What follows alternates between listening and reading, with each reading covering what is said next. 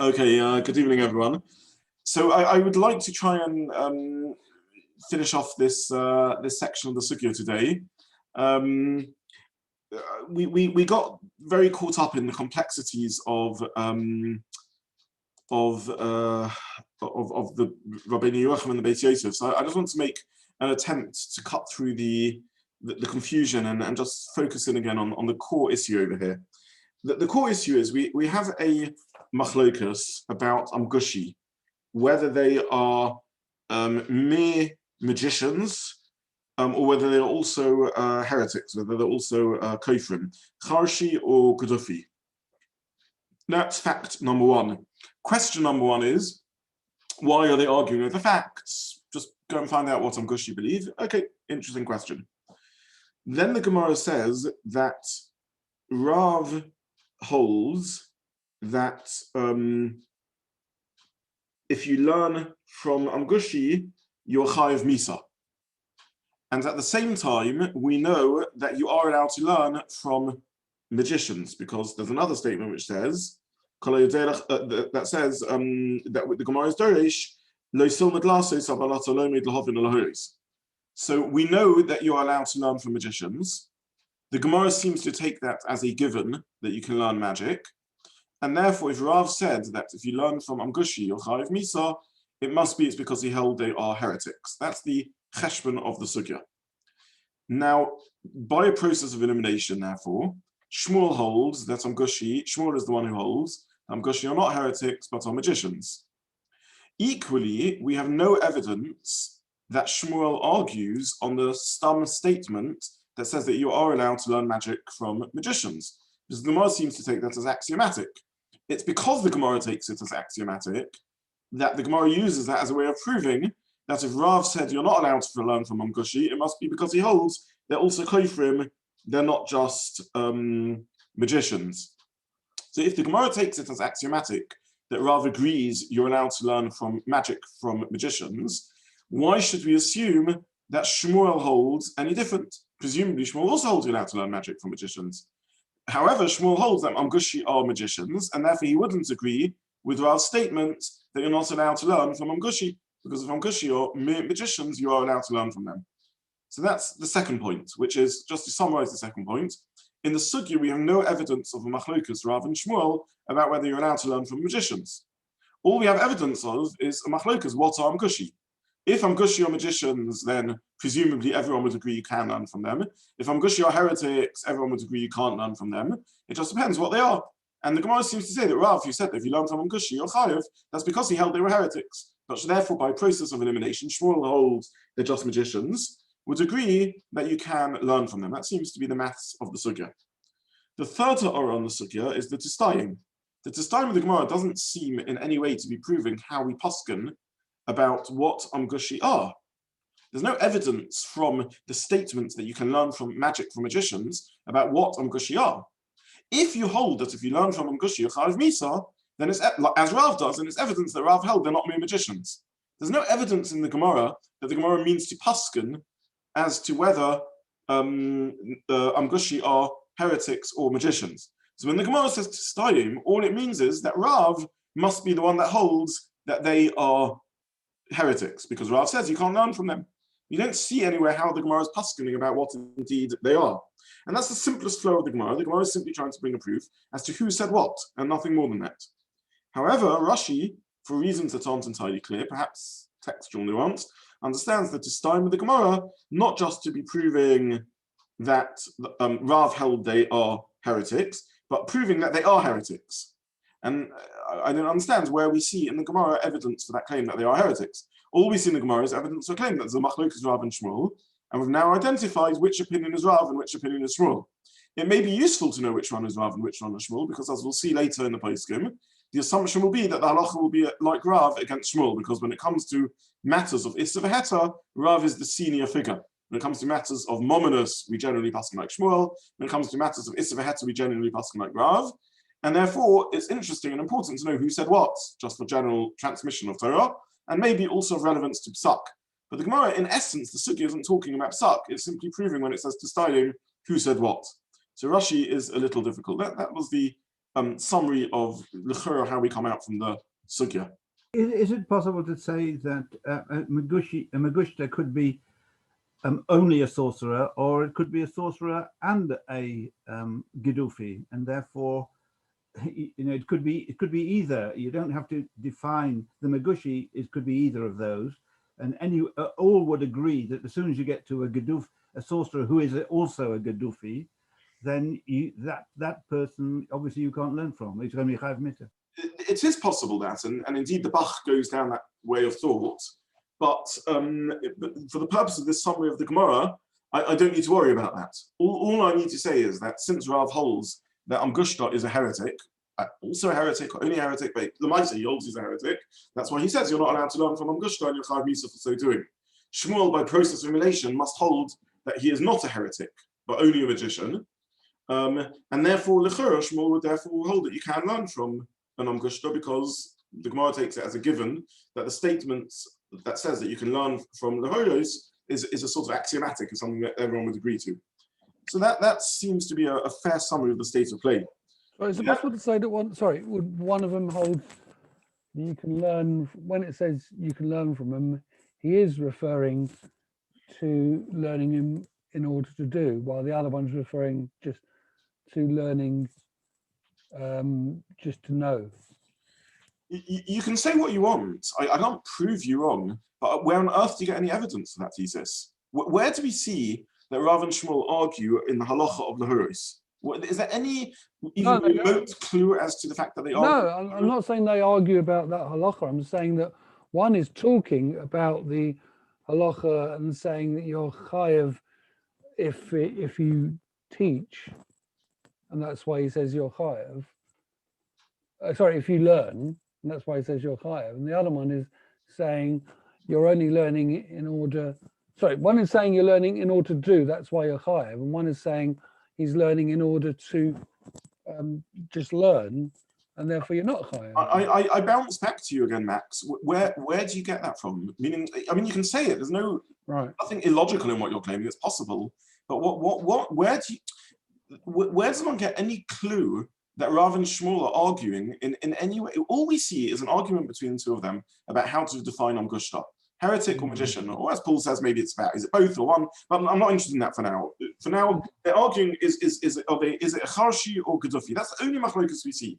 In addition, we see a statement brought by the Gemara at the end of the Sugya that says that you are allowed to learn magic from magicians. And the Gemara seems to take that as axiomatic, even though it's not Rav's statement. The Gemara seems to take that as a given. Rav would surely agree with that. And therefore, based on that, now translate across, can you or can you not learn from Amgushta? Well, if they're just magicians, you can, because you can learn from magicians. If they're heretics, you can't, period. And end of maths of the Sugya. That's the cheshbon of Sugya. That's the calculation of the Sugya. Where do we see any more complexity? And suddenly, we hit the Rabbeinu Yochum and the Beis Yosef, and it all begins falling apart. Because the Beis Yosef quotes Rabbeinu Yochum as saying, it remains a suffix what Amgushi are. Okay, fair enough. He, for whatever reason, holds we can't paskin between Rav and Shmuel. It remains a suffix. We'll see. The Bach asks on him. Surely we know the rule that we paskin like Rav. But okay, for whatever reason, Rabbeinu Yochum holds it remains unresolved, and therefore he says you're chayav misa for learning from Amgushi. Well, that's not quite true. If we don't know what Amgushi are, then it depends. If Amgushi is a heretic, you can't learn from them. If Amgushi is a magician, you can learn from them. So you can't say you're chayav misa from learning from them, because that was only ever said by Rav, because Rav held the heretics. But if it turns out the magicians, then even Rav would agree that you can learn from Amgushi. So that's problem number one. Problem number two is the Beis Yosef summarizes this in this very way. He says, Rabbeinu Yochum never been Sapkele. He seems to be Mesupik whether halacha is like Rav and Shmuel. Okay, fair enough.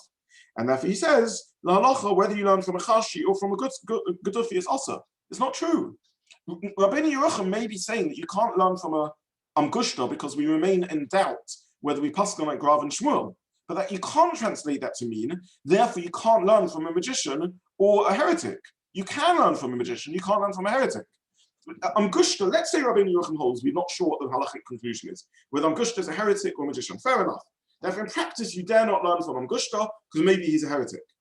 But if we have someone else, a new figure turns up, Mr. Smith turns up, and we know that Mr. Smith is a magician, then you can learn from him. If we know he's a heretic, then you can't learn from him. So that's got nothing to do with the Sophic Gemara. That everyone would agree to.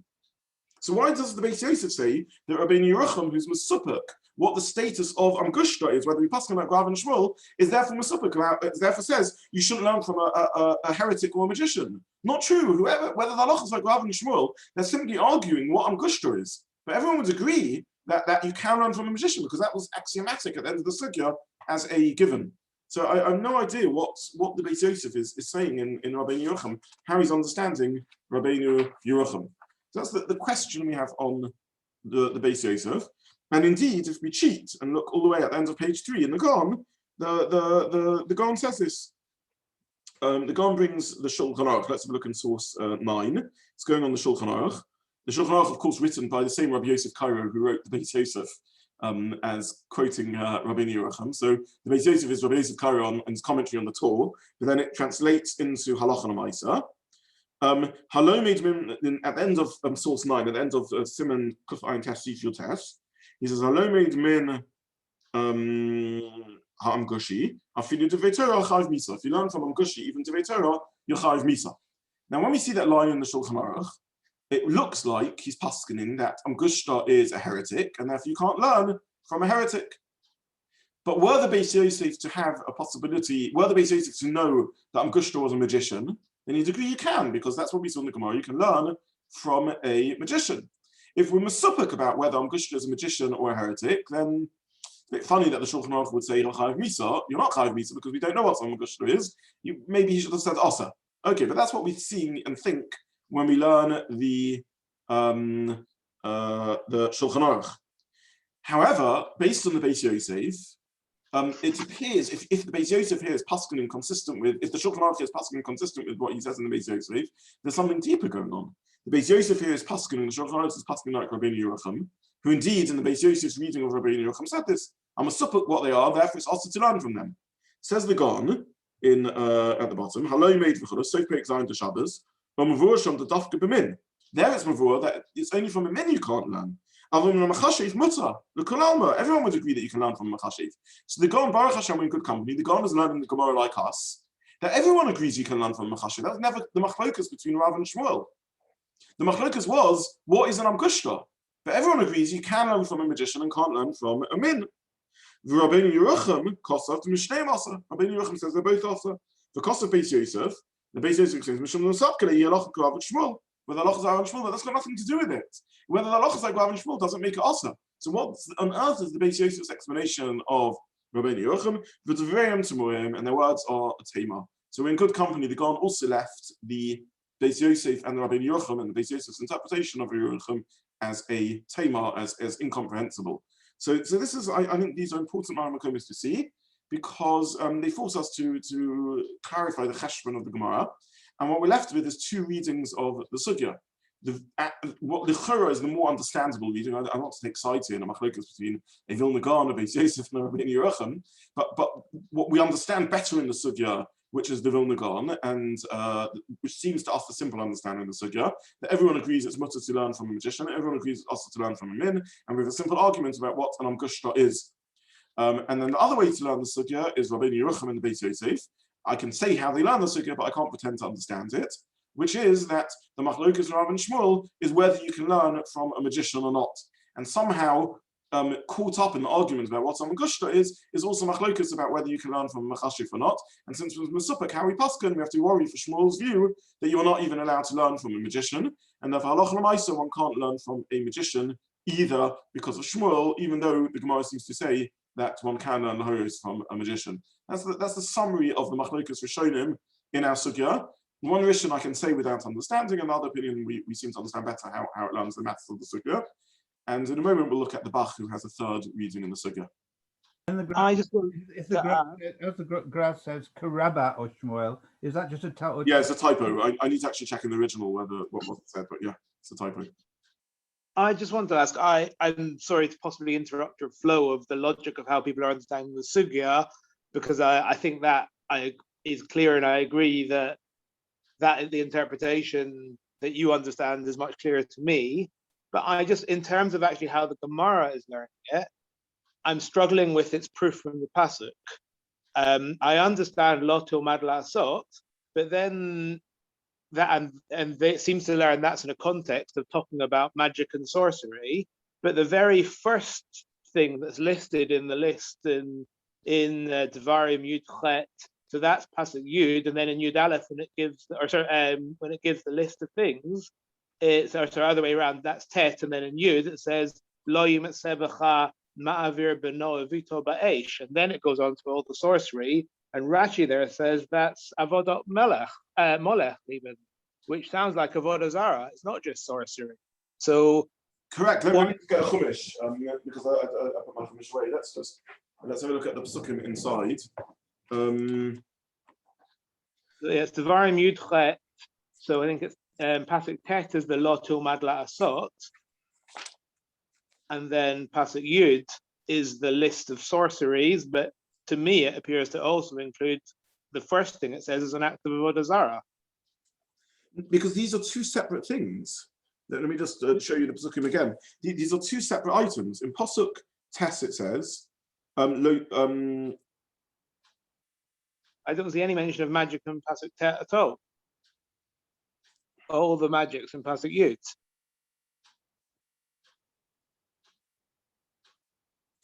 The pasuk Tes says, "Don't learn to do as the abominations of the nations here." Pasuk Yud then lists two types of abomination: Mavi b'noi b'ter b'eish, which is avodah zara, and kosim kasomim ma'onin menachish mechashev, which is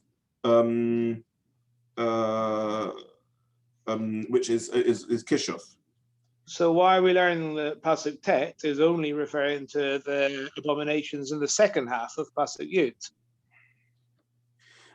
It seems to be from Rashi that you're also allowed to learn the theory of avodah zara. Indeed, you're correct, but not the Gedufi, not the heresy of the Amgushi, who are believers in two gods, in a dualism. It's called.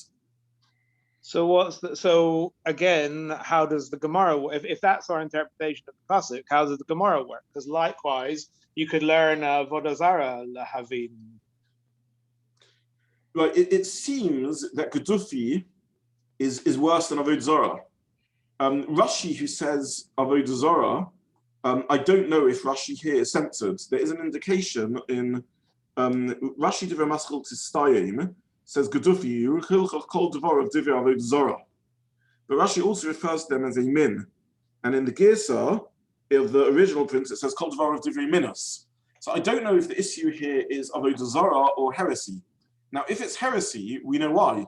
Because whilst a normal Ovid avodah zara believes in idols, they may also believe in a monotheistic force behind it, as opposed to believers in Zoroaster who believe in a dualism, in a dualistic belief of two gods, one of whom is the god of light, one of whom is the god of dark, one of whom believes in is the cause of good, one of whom is the cause of evil, as per the Gemara and Pesachim that speaks about the danger of zugos, of this dualism of their belief. So I don't know if the sugya is a sugya about avodah zara, or the sugya is a sugya about minus, about heresy. But either way, isn't it important to learn from all avodah zara or minus or whatever in order to counter the arguments? I always thought that. So this is how Rashi says it on the Torah. So Rashi in the Torah says, "Lo silmad lasos, avodat zolomed lahovin alhoros lahovin maseim kamei mikol kolim alhoros v'nechol esatikach v'kach." So Rashi understands it's talking about at least the practices of avodah zara, not necessarily the theology of avodah zara, in order to know how to counter it and know what to avoid. That's how Rashi seems to learn. So this lo savi b'nei l'molech, it seems you would be allowed to learn the theory of it in order to know, as you say, how to counter it, how to avoid it. Okay, so this is either way. This is the Gon's maths of the sugya as opposed to the Beis Yosef's maths of the sugya. I just want to spend the time available to us to learn the Bach, because the Bach tries to navigate his way through this conundrum, and the Bach is bothered by a few things. First of all, it's just interesting the summary of the Bach in the Gemara, because it's not entirely clear in the Gemara when there's a heter to learn magic? Is it only a heter to learn magic for a particular need? When the Gemara says l'horos, does that mean in order to paskin and teach halacha, or does it mean for some other practical purpose? And the Gemara says lahovin, to understand. Why do you need to understand? So what happens if I'm just curious about magic? Am I allowed to learn magic just for intellectual fascination? So I actually don't know the answer halacha l'maisa in this, or at least according to this member that the Gemara brings, whether you're allowed to learn magic just for curiosity. The Bach says lahatzil la'atzmo l'achayim. So he quotes it from Rabbi Menachem, to save yourself. And then he brings huadim below mid latzolas Yisrael. So the Bach seems to say that it's only mutzah for hatzolah. In which case, I mean, what's the chiddush of that? It's pekuach nefesh. Of course, you're allowed to, unless we were to have a havamina that kishuf is linked to avodah zarah, and is in halacha this would be called abizrayid avodah zarah, the attachments of avodah zarah, and Yehorid Valyava should have even applied to kishuf, and we would have thought it's one of the things that you need to sacrifice your life for, and therefore kamash malan that you can learn to save. But in that case, I have a question. What about kishuf itself? Am I allowed to do magic if you're a believer in magic? We spoke 2 shiurim back whether magic exists or not, but let's have a believer in magic. Am I allowed to do magic to save a life? Forget learning to save a life. Am I allowed to do magic to save a life? Is magic Yehorid Valyava or not? So if magic is Yehorid Valyava, then we understand the chiddush of lahoros. You would have thought that learning magic is included in the Yehorid Valyava also, kamash malan, that you can learn it in order to save life. So I don't quite know how to read this. More than that, if the only time you're allowed to learn magic is to save life, then what's the Gemara's proof again that what Rav holds? Rav could say that halomid ben Amgushi is chayiv misa because you're chayiv misa, but you're allowed to do it to save life. Look, Shabbos. If I say if you're mechalal Shabbos, you're chayiv misa, can you disprove me from the fact that you're allowed to break Shabbos to save life? Well, obviously not. Chilul Shabbos is chiv misa, but you're allowed to break Shabbos to save life. So if the statement that atalomid lahovin simply means latzolas Yisrael to save life, then what does that prove? Maybe Rav holds halomid Amgushi is chayiv misa, and Amgushi is a magician, not a min, and nonetheless you're chayiv misa for learning them, because if you learn magic, you're chayiv misa. And all that the pasuk teaches me is that you're allowed to learn magic to save a life. Okay. So again, I don't really understand the parameters. Well, presumably learning magic is not something you do overnight, right? As in, it's not like breaking Shabbos where you're like, oh, well, there's a problem here, right? I need to save a life, and therefore I need to drive or whatever it is, right? So maybe this is akin to training to be a doctor sort of thing. That's an interesting point. So in the same way as training to be a doctor, I don't know, finish off your point. I think I know where you're going with this, but do you want to just finish it off? Yeah, so I think that perhaps when it's saying you're learning in order to save, you're not learning in order to save someone right now, i.e. pekuach nefesh, right. You're learning, to generally defend against witchcraft. Okay, I thought that's what you're saying. It's a very, very good point. I hadn't thought of this at all. Let me just explain Josh's point, because it's really a superb ha'ara. The Ramosha Feinstein is a very well-known teshuvah, where he speaks about learning medicine and to what degree. It's one of the very, very important Makomis about doctors and trainee doctors and what they can do and can't do on Shabbos. Martin will know this topic, and Edgar, he's also on here, will know this topic well. What can and can't doctors do in training? But Ramosha's basic point is that once you're a doctor, you obviously have an expanded responsibility of pekuach nefesh, because the layman is in many situations unable to save lives, whereas you, because of your skills, are now able to save lives. However, in the training process, there's no pekuach nefesh yet at that point, because you haven't yet learned to save lives. No one told you had to become a doctor. Once you've become a doctor, now you have the skills, and now you have to save lives, including Kol Shabbos. But were you not to have learned to be a doctor, you would have remained helpless. It's true when someone was dying, but you're not a doctor. What can you do? Not everyone has to become a doctor. So Josh's point is a very interesting point. Josh is saying the normal parameters of pekuach nefesh wouldn't apply because who said you have to learn magic? If you learn magic, now you're equipped to save people from the nefarious spells of evil forces. Okay, so a nice reading in Lahoros, you would have said it's also because pekuach nefesh doesn't apply. Kamash malan is mutter because you can save people. But I still want to ask the same question. What does that mean? Does that mean that it's mutter as because it's pushed away in order to save people? In other words, ultimately, is the heter in order to save people? Or is the heter even not to save people?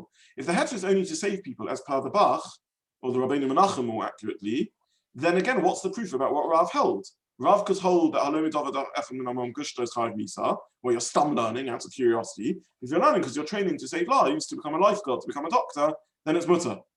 Unless the Gemara is saying, how could Rav say it in a generic way, when surely there are cases where it is mutter? But I find that a little bit of a difficult deal. I'm allowed to make a generic halacha about Shabbos. If you light a fire on Shabbos, you chayiv misa. And no one would say, but sometimes you light the fire to save lives. So your point, Josh, is an ingenious point. I love it. I think it's a brilliant point. It's not the normal klonim of Solos Nefashos. It's because it's a process of learning, much like medicine. I'm not sure it clarifies the Gemara's proof in Rav. We're running out of time, so I just want to summarize the main 2 points of the Bach. The first point the Bach says is why are Rav and Shmuel arguing about what Amgushi are? I mean, just find out. And the Bach says, and again, in a very brilliant answer, the Bach says that they're arguing about stam Amgushi. Everyone knows Amgushi are magicians. The question is, do you have to worry that a stam magician is also a heretic or a pagan or not? To what degree are the two linked? If you buy into a magical worldview, you buy into a sort of paganistic worldview. Therefore, do you have to assume that the Amgushi, who we know are magicians, are also closet pagans or not? And that's the machlokas. To what degree? In other words, everyone agrees in theory, if you knew someone was a pure magician with no trace of heresy, you can learn from them. But the machlokas is, to what degree, when you meet a magician, do you need to worry that they're also a heretic? And therefore, this is what Rav and Shmuel argue about. And the Gemara proves in the end that Rav holds that Stama and Amgushi, you have to worry, is a heretic. Which means when you meet a magician, you can't just simply say, the Gemara says you're allowed to learn from magicians, because you have to worry that this magician is also a heretic, and therefore the Maisa, you can't learn from them. Whereas Shmuel says, no, a magician is a magician, you've got no evidence he's a heretic, so you have proof to the contrary, and therefore you can learn from a magician. So this is the first point the Bach makes, that there's a machlokus in concepts between Rav and Shmuel. We asked a question, why couldn't you just find out what Amgushi are? The answer is, conceptually, to what degree does being a magician mean that we worry about heresy?